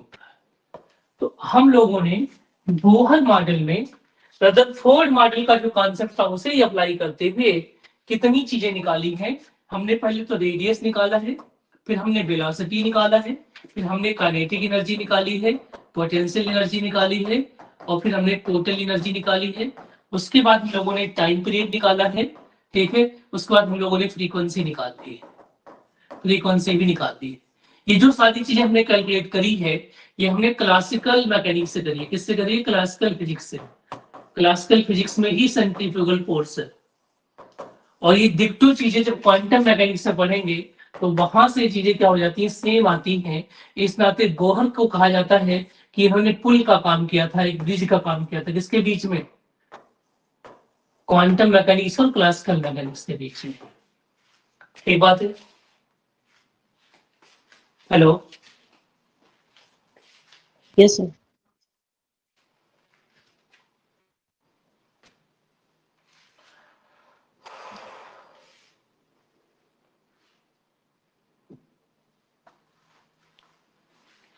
अब एक टर्म आएगा जो हमने भी पढ़ा है कि ये जो हमने एनर्जी पढ़ी है, टोटल एनर्जी, ठीक है, minus 18.6 into Z square upon N square electron volt per atoms.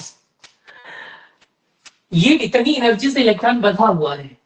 तो जब आप इलेक्ट्रॉन को निकालेंगे तो कितनी एनर्जी लगेगी? जितनी एनर्जी से बंधा हुआ है। तो जो एनर्जी लगेगी वो पॉजिटिव हो जाएगी। इधर जो आयोनाइजेशन एनर्जी होता है वो सेम होता है किसके?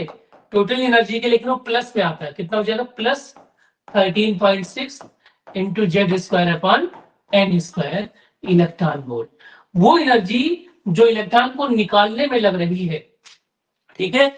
अगर मैंने कहा कि मेरे पास 100 रुपए है तो मैंने 100 रुपए कहीं से अर्जित किया होगा।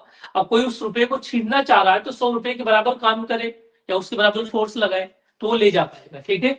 तो आयनाइजेशन एनर्जी पॉजिटिव होती है, टोटल एनर्जी नेगेटिव होती है। यही फर्क होता है, बाकी चीजें क्या होती हैं? सेम होती हैं। Okay, yes sir. तो हमने बोहर मॉडल को बिल्कुल कंप्लीटली पढ़ लिया है। इसमें कोई भी कंफ्यूजन नहीं होगा। इस पे बेस्ड न्यूमेरिकल्स आपको मिलेंगे, आप उसे करिएगा। अब अगला जो मॉडल हम लोगों को पढ़ना है वो है सोमरफील्ड मॉडल। क्या है? Sommerfeld model. सोमरफील्ड, क्योंकि कल ये चैप्टर फिनिश हो जाएगा आपको, है ना। सोमरफील्ड मॉडल में थोड़ा बहुत ये बताने की कोशिश की गई है कि हाइड्रोजन में फाइन स्ट्रक्चर क्यों मिलते हैं, फाइन स्ट्रक्चर क्यों मिल रहे हैं, वो सारी बातें यहाँ से पता लग गई हैं। लेकिन ये भी जीमैन और स्टार इफेक्ट को एक्सप्लेन नहीं कर पाते, इस बात को समझिएगा। ये भी नहीं बता पाता स्टार को जीमैन इफेक्ट अदर एलिमेंट के केस में, केवल हाइड्रोजन के केस में ये उसको एक्सप्लेन कर पाता है। लेकिन सोमरफील्ड ने कॉन्सेप्ट क्या दिया है? उन्होंने दिया है कॉन्सेप्ट ऑफ इलेक्ट्रिकल ऑर्बिट। क्या? Electrical orbit. ये कहते हैं ऑर्बिट जो है सर्कुलर क्या होता है, इलेक्ट्रिकल होता है। वहीं से आया है क्या? क्वांटम नंबर कौन सा? Azimuthal quantum number, azimuthal quantum number, ठीक है। या कई बार इसी को हम बोलते हैं सेकेंडरी क्वांटम नंबर, ठीक है, सेकेंडरी क्वांटम नंबर बोलते हैं। कई सारी बुक में सब सडरी क्वांटम नंबर भी है। तो कोई भी हो, हमें उससे मतलब नहीं है, कोई भी नाम हो, ठीक है। इसको हम स्मॉल एल से लिखने वाले हैं, ठीक है। वो सारी चीजें कैसे ओरिजिनेट हुई हैं, ये सब बातें सोमरफील्ड हमें बताने वाले हैं। तो सोमरफील्ड ने कहा कि जो न्यूक्लियस है ना, उसके तहत उसके चारों ओर इलेक्ट्रॉन्स सर्कुलर ऑर्बिट के साथ साथ इलेप्टिकल ऑर्बिट में मोशन करते हैं, ठीक है। उनका जो शेप है सर्कुलर के साथ साथ कैसा है? इलेप्टिकल है। मतलब कुछ इस तरीके से है, ऐसा है। आप इसको ऐसे मिटा दीजिए। इलेप्टिकल मतलब अंडाकार। इलिप्स की खास बात क्या होती है? इलिप्स में 2 डायमीटर्स होते हैं, ठीक है। ये होता है, इसको मैं ए कहूंगा, इसको मैं क्या कहूंगा? बी कहूंगा। इस ए को बोलते हैं सेमी मेजर एक्सिस। क्या बोलते हैं? सेमी मेजर एक्सिस बोलते हैं। और बी को क्या बोलते हैं? सेमी माइनर एक्सिस बोलते हैं। सेमी माइनर एक्सिस बोला जाता है। अब क्या है कि जैसे सर्कल के अंदर क्या होता है? सेंटर होता है। सर्कल के अंदर क्या होता है? सेंटर होता है। यहाँ पर ये वाली एक्सिस है बिल्कुल सेम होती है दोनों।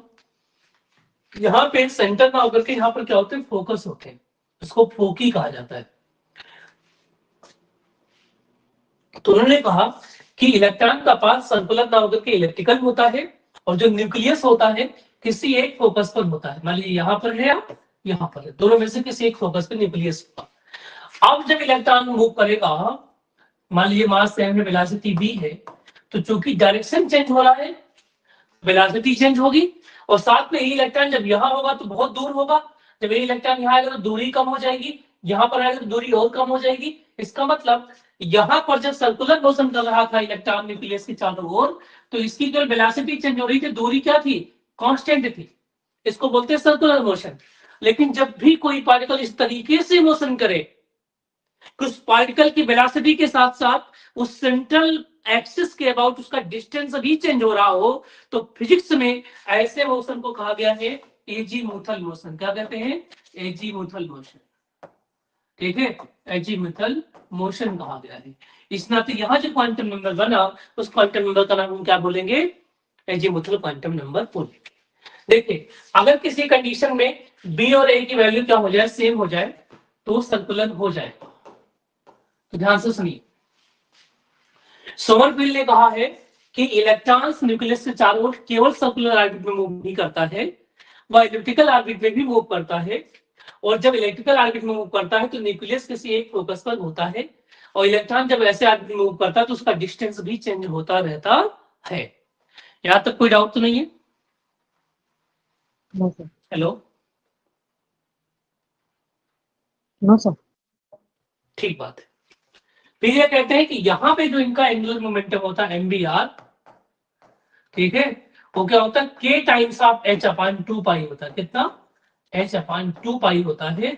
और k को उन्होंने एजीमुथल क्वांटम नंबर कहा है कि जो k है ये है L इक्वल टू भी k-1 होता है। तो L की वैल्यू k-1 से निकालेंगे हम लोग। ठीक है, L इक्वल टू क्या निकालेंगे, k-1 से निकालेंगे। और इन्होंने एक बात बताई है कि जो n पढ़ा था प्रिंसिपल क्वांटम नंबर, इसमें बोहर मॉडल में, और जो k यहाँ पे पढ़ रहे हैं एजीमुथल क्वांटम नंबर, एक्चुअली में L भी एजीमुथल क्वांटम नंबर हम लोग पढ़ते हैं, k को तो हम पढ़ते ही नहीं है। ये किसके बराबर होता है, b/a के बराबर होता है। तो कहते हैं जब n और k सेम हो जाएगा, ठीक है, तो b और a भी क्या हो जाएंगे, सेम हो जाएंगे, और ऑर्बिट कैसा हो जाएगा, सर्कुलर हो जाएगा। कैसा हो जाएगा, सर्कुलर। अभी मैं सारी चीजें आपको बताने वाला हूं। ठीक है, देखिए कैसे। ये कहते हैं कि मान लीजिए n इक्वल टू भी 4 है, तो कहते हैं k इक्वल टू भी 4 होगा। k की 4 वैल्यूज मिलेंगी, क्या मिलेंगी, एक तो k की वैल्यू 1 होगी, दूसरी 2 होगी, 3 होगी और 4 होगी। राइट, ये कहते हैं किसी भी n के लिए k की उतनी ही वैल्यूज होगी, उतने ही उसमें वेव बनेंगे, उतने ही सबसेल होगा। ठीक है, लेकिन क्वांटम मैकेनिक्स कहता है कि k गलत है, एक्चुअल वैल्यू l है, ये k-1 से निकाला जाता है। ठीक है, यहां से देख लीजिए। तो अब बताइए, जब k 1 है तो l की वैल्यू कितनी होगी, 0 हो जाएगी। यहाँ पे कितनी हो जाएगी, 1 हो जाएगी। यहाँ पे कितनी हो जाएगी, 2 हो जाएगी। यहाँ पे कितनी हो जाएगी, 3 हो जाएगी। जब l की वैल्यू 0 होगी, जब l की वैल्यू 1 होगी, l की वैल्यू 2 होगी, l की वैल्यू 3 होगी, तो 0 वाले को हमने क्या बोला है, s बोला है। क्या बोला है, s सबसेल। 1 वाले को हमने क्या कहा है, p सबसेल। 2 वाले को हमने क्या कहा है, d सबसेल। 3 वाले को हमने क्या कहा है, f सबसेल। ये जो s आया है, लेटेस्ट s का नाम है शार्प। शार्प से बना है ये, P बना है प्रिंसिपल से। ये सब क्वेश्चन पूछे गए एग्जाम में आपके।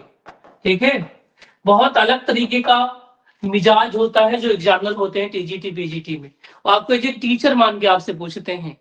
आप न्यूमेरिकल्स बेस्ड क्वेश्चन जनरली नहीं आते हैं। ठीक है, बहुत कम आते हैं, छोटे छोटे क्वेश्चन आते हैं, फैक्ट बेस्ड क्वेश्चन आते हैं कि आप उसमें घुसे कितने हैं। अगर आप बोर्ड मॉडल में कोई फार्मूला पढ़ लेते हैं तो 2 क्वेश्चन सही होंगे, लेकिन फार्मूला के साथ साथ उसकी हिस्ट्री पढ़ के जाते हैं, उसकी और भी चीजों को पढ़ के जाते हैं, तो आपके 4 के 4 क्वेश्चन सही होंगे। ये है बहुत इंपॉर्टेंट बात। तो सात for principal, D for diffusion, D for diffusion, F for क्या होता है, फंडामेंटल। क्या होता है, फंडामेंटल। ठीक है, एफ फॉर क्या होता है जी, फंडामेंटल। अब हम लोग आगे बढ़ेंगे इसमें और आगे की चीजें पढ़ेंगे। जब सोमरफील्ड मॉडल हमारा बिल्कुल क्लियर हो जाएगा तब।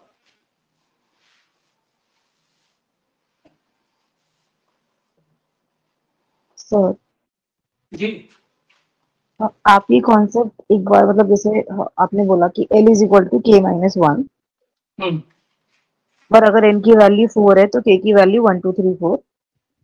हम्म। थोड़ा एक बार आप कैसे एक्सप्लेन करोगे कि 0 1 2 3 कैसे एकदम से ऐसे आया? देखो ये कहते हैं कि जितना n की वैल्यू होगा 4 की k की टोटल वैल्यू उतनी ही होगी, राइट?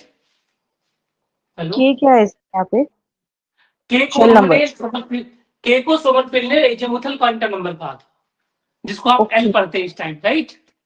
ओके लेकिन जब क्वांटम मैकेनिक्स में जब श्रोडिंगर वेव इक्वेशन आप पढ़ते हैं तो श्रोडिंगर वेव इक्वेशन में भी तीन चीजें दी, एक तो n दिया, दूसरा l दिया और तीसरा क्या दिया, m दिया, s नहीं आया था वहां से।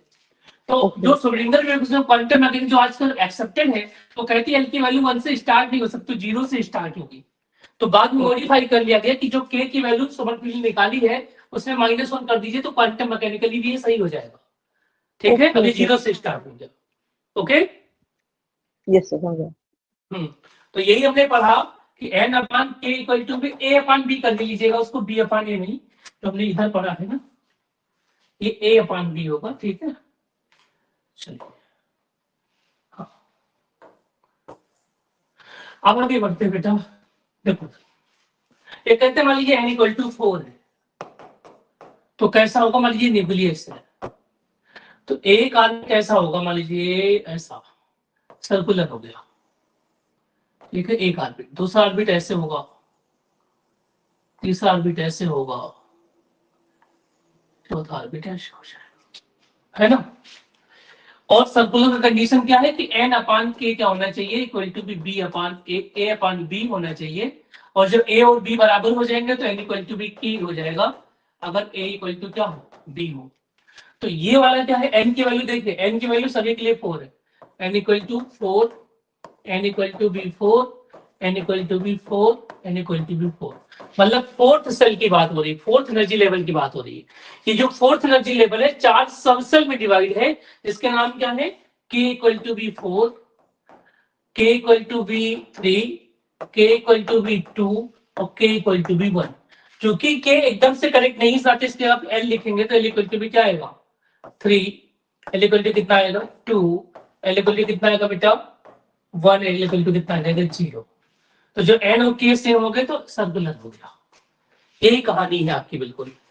ठीक है, इसको हम क्या कहेंगे 4s, इसे क्या कह सकते हैं 4p, इसे कहेंगे 4d, इसे क्या कहेंगे 4f। देख लीजिए आप।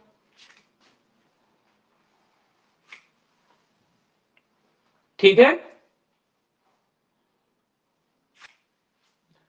तो इससे ये तो पता लग गया कि फोर्थ में ही बहुत सारे छोटे छोटे ट्रांजिशन मिलेंगे, जिसको हम फाइन स्ट्रक्चर कहते हैं। लेकिन ये चीज जीमैन इफेक्ट एक्सप्लेन नहीं कर पाती, इस बात को याद रखना है कि सोमरफील्ड भी जीमैन के लिए एक्सप्लेन नहीं कर पाता है, ये भी सिंगल इलेक्ट्रॉन सिस्टम के लिए बढ़िया होता है। ठीक है, अब आगे बढ़िए, देखें बेटा n की वैल्यू जो भी होगी हम l की वैल्यू इनको रिलेट करना है, n और l का रिलेशन पढ़ना है। ठीक है, n इक्वल टू बी 1 है तो इसी को आप k कहेंगे, n इक्वल टू 2 है तो आप इसी को l कहेंगे, n इक्वल टू 3 है तो आप इसी को कैपिटल m कह देंगे, n इक्वल टू 4 है तो इसी को आप कैपिटल n कह देंगे, राइट? इसको बोलते हैं प्रिंसिपल क्वांटम नंबर। ये क्या क्या बताता है, ये बताता है सेल कौन सा है, मेन एनर्जी लेवल कौन सा है, ठीक है, ऑर्बिट कौन सा है, ये तीनों बातें एक ही है बिल्कुल। सेल कौन सा है, मेन एनर्जी लेवल कौन सा, ऑर्बिट कौन सा, ये कौन बताएगा, एन बताएगा। एन की वैल्यू 1 होगी तो पहला सेल, पहला मेन एनर्जी लेवल या पहला ऑर्बिट या के ऑर्बिट। एन इक्वल टू 2 हो गया तो दूसरा सेल, दूसरा मेन एनर्जी लेवल या दूसरा ऑर्बिट। एन इक्वल टू 3 हो गया तो तीसरा सेल, तीसरा मेन एनर्जी लेवल या तीसरा ऑर्बिट। एन इक्वल टू 4 हो गया तो चौथा सेल या चौथा मेन एनर्जी लेवल या चौथा ऑर्बिट। ऐसे एल की वैल्यू हम लोग पढ़ेंगे तो एल के लिए क्या है, एल की एक फिक्स वैल्यूज होती है, जितना एन होता है एल की उतनी वैल्यूज होती है। तो यहाँ पे एन की वैल्यू कितनी 1 है तो एल की एक वैल्यू मिलेगी वो 0 होगी, क्या होगी 0। यहाँ पे 2 है तो इसके 2 वैल्यूज मिलेंगी, एक तो 0 भी मिलेगी और एक 1 मिलेगी। यहाँ पे 3 है तो 3 वैल्यू मिलेगी 0 1 और 2। यहाँ पे क्या मिलेगा, 4 है ना, 4 वैल्यू मिलेंगी, 0, 1, 2 और 3। अभी देखिए ये के सामने है, तो इस 0 का मतलब क्या होता है जी, एस होता है, तो ये 1s है। ये क्या है, ए बी एस है, तो ये 2 के सामने है तो 2s होगा और 2p होगा। ये 3 के सामने तो क्या होगा जी, 3s होगा, 3p होगा और 3d होगा। ये कितना होगा, 4s, 4p, 4d और 4f। यहां से कहानी क्लियर होती है कि 2d पॉसिबल नहीं है। क्यों नहीं पॉसिबल है, क्योंकि n इक्वल टू 2 के लिए l की वैल्यू 2 हो ही नहीं सकती, क्योंकि l की वैल्यू होती कितनी है, 0 to n माइनस 1। कितनी होती है, 0 to n माइनस 1, है ना। l की वैल्यू स्टार्ट कितना होती है, जितना n की वैल्यू होगी, है ना, उसके हिसाब से 0 से लेकर के n माइनस 1 तक होगी। तो अगर n इक्वल टू 2 हो गया तो l की वैल्यू क्या होगी, 0 से लेकर के 2 माइनस 1 होगी, 0 1 1।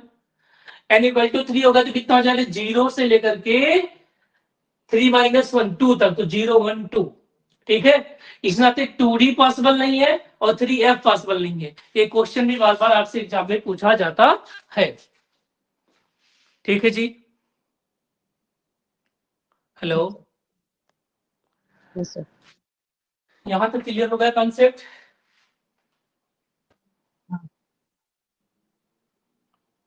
ठीक बात।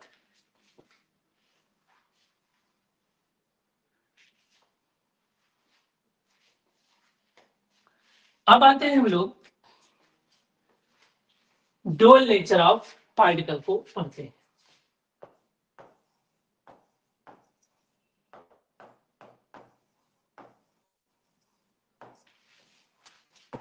डुअल नेचर ऑफ पार्टिकल्स, ठीक है।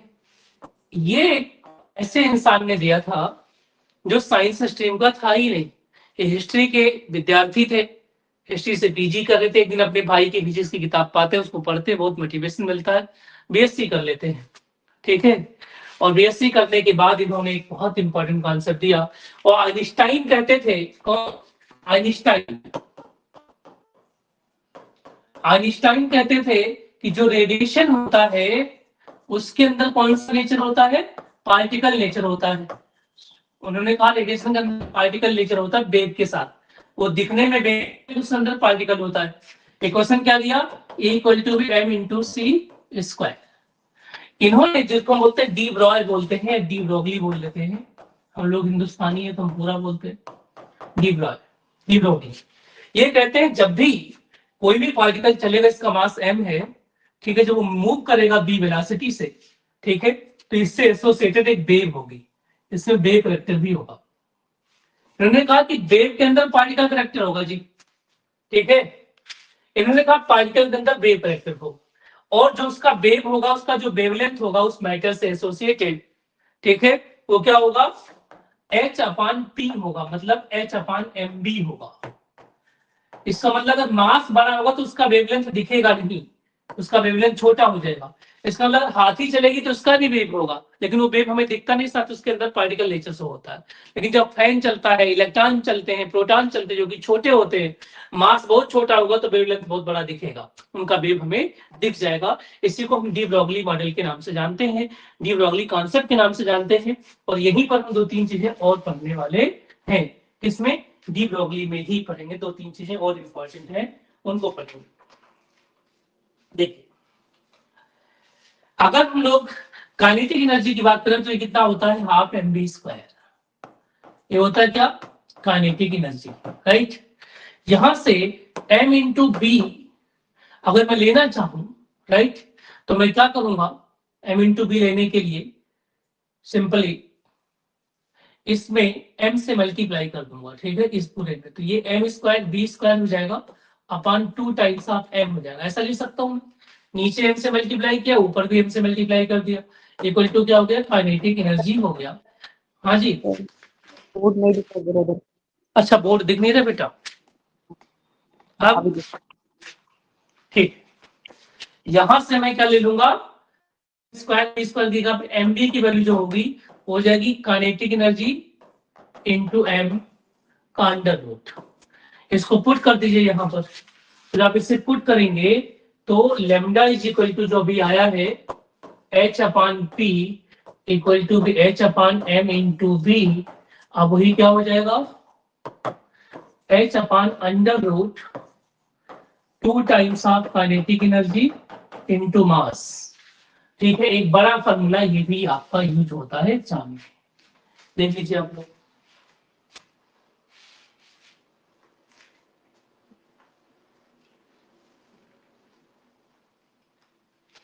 ठीक है, फिजिक्स क्या कहती है कि जो काइनेटिक एनर्जी होती है वो होती क्या है, जो भी आपका चार्ज होता है इनटू जो वोल्टेज होता है उसका मल्टीपल होती है। ठीक है, चार्ज इनटू वोल्टेज। तो यहाँ पे मैं लिख सकता हूँ, अब चार्ज इलेक्ट्रॉन का कितना होता है जी, ई होता है इंटू वी। इसको पुट कर दीजिए यहाँ पे, लैम्डा इक्वल टू क्या हो जाएगा, H upon under root 2 times of kinetic energy into, sorry 2 times of M हो जाएगा इंटू ई होगा इंटू वोल्टेज। ठीक है, एक फॉर्मूला, ये भी बार बार एग्जाम में पूछा, पीजीटी का फेवरेट टॉपिक है, बहुत फेवरेट टॉपिक है पीजीटी का, बार बार पूछा जाएगा।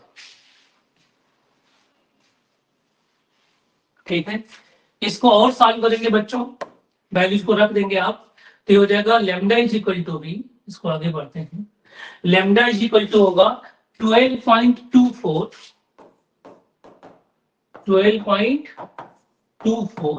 अपॉन अंडर रूट वोल्टेज केवल लेना होगा, तो इंग्लिश फॉर्म में आ जाए। ये भी क्वेश्चन न्यूमेरिकल फॉर्म में सबसे ज्यादा पूछा गया है पीजीटी और टीजीटी में। ठीक है, लेकिन आप चाहते हैं कि सब कुछ अंडर रूट में आ जाए, तो 12.20 किसका अंडर रूट होगा ये आपको बताना है ना। तो ये लैम्डा इज इक्वल टू क्या हो जाएगा, under root overall 150 upon V angstrom. ठीक है, ये कौन सा हो गया जी, डी ब्रॉगली से एसोसिएटेड वेवलेंथ हो गया। अब डी ब्रॉगली को हम डालेंगे ऑर्बिट के अंदर, देखिए बच्चों ऑर्बिट के अंदर, तो डी ब्रॉगली ने ऐसे समझाया कि न्यूक्लियस है, ये जो सर्कुलर ऑर्बिट का कॉन्सेप्ट आप पढ़े गलत है। तो कहता है इलेक्ट्रॉन जब चलेगा तो ऐसे वेग बनाएगा। ठीक है, ये जो मैं लूप दिखा रहा हूं उसको बोलते हैं नंबर ऑफ वेग।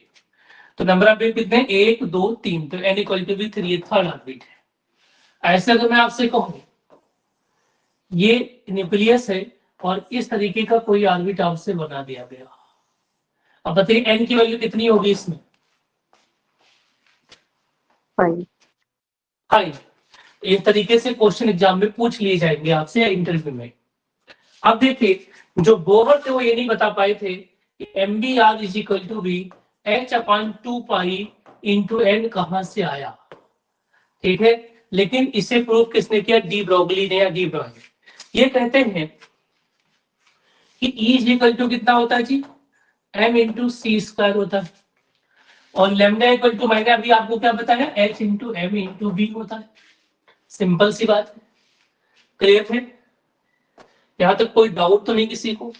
E इक्वल टू एच होता है एच सी अपॉन लेमडा होता है, ये हो जाता है m इंटू, अगर आपने m इंटू सी स्क्वायर हो जाएगा, एक सी से एक सी कैंसिल कर सकते हैं आप यहां से, h upon lambda equal to क्या हो गया बेटा, m into C.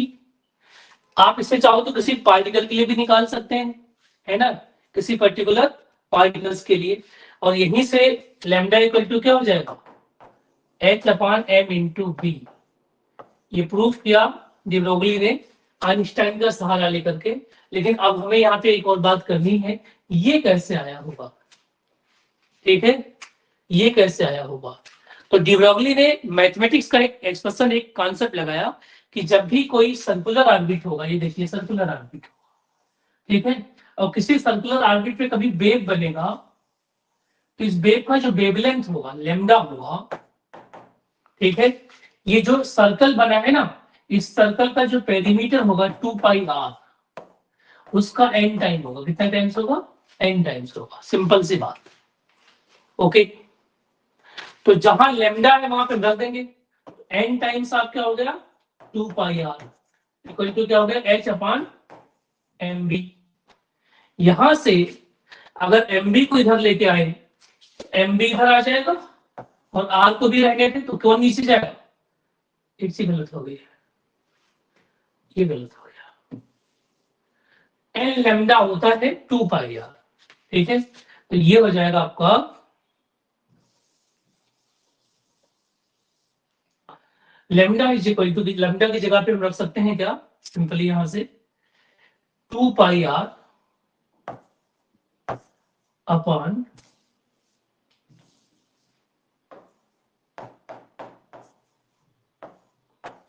N equal to H upon N B. एन को आगे लेके जाइए और 2 पाई को नीचे, तो ये आ जाएगा सेम, ठीक है। तो बोहर का कंडीशन प्रूव किसने किया, डी ब्रोगली ने। ये भी बताएगा, क्वेश्चन आता है। और डी ब्रोगली में इतने सारे फार्मूले होते हैं, इसको भी आपको पढ़ना है। आज का सेशन मैं यहीं पर एंड करूंगा। कल वाले सेशन में आपको बताऊंगा कि एक्चुअली में क्वांटम नंबर होते क्या है, हाइजेनबर्ग अनसर्टेनिटी प्रिंसिपल क्या होता है, ठीक है, हुंड रूल क्या होते हैं, पाली का एक्सीलरेशन प्रिंसिपल क्या कहता है, और फाइनली वेक्टर मॉडल कर करके हम इस चैप्टर को फिनिश कर देंगे, ठीक है। Good night all of you. किसी को कोई क्वेश्चन पूछना तो बता दें।